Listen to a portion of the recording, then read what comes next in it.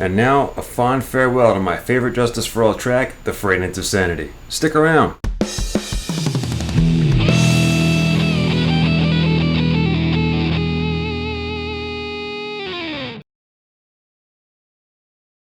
The main event. And we have not just one, but two releases to coincide with today's episode, and they're both found on Ian Rushforth's channel. If you haven't been to Ian's channel, you guys, he's the reason we have the 4 and Justice for All missing bass tracks that didn't used to exist, the 4th of which is in the works and should be out hopefully soon. He was also a huge help on the 2 I had the Lightning missing bass tracks for me, and the missing B-side bass tracks, and the 2 Master Puppets missing bass tracks as well. He was able to boost notes that I couldn't get to alone, and he's basically taken the reins on the Justice for All bass tracks, so everybody please check out Ian's channel and give him a like on today's videos and a subscribe. Thanks. And before we go any further, I'd like to send a quick shout out to my friend Dan G, who heard the Frayed into Sanity before it went to print and thought the bass stem had a bit too much treble on it. Because of him, I dialed it back and it came out way better, and that affected every subsequent stem and remix on Echo Bass 2. So thanks, Dan. Brilliant suggestion.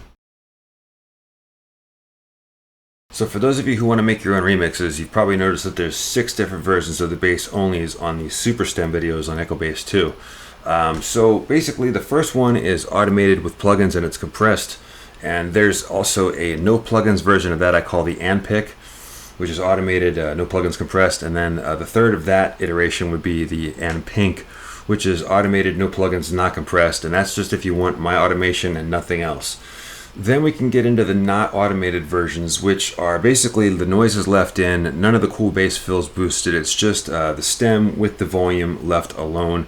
And I have that available as well with no plugins compressed and no plugins not compressed if you want just the absolute stem as it appears in the wild. And that of course leaves Ian's super stem to be your canvas to paint as you wish. You can do your own automation lane to silence out noises, boost your own fills, use your own plugins, or use your own compression. But the most important thing is that all of these variant stems line up with the remastered songs.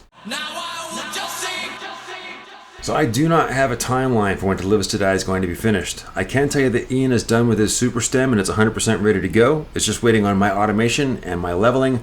I don't want to rush it. I don't want to give you guys something that I'm not happy with and then have to redo it a month later. I want it to be one and done. So in the meantime, thank you so much for watching. Please like and subscribe. This is the Metallica Re-Remastered series. Stay tuned for more.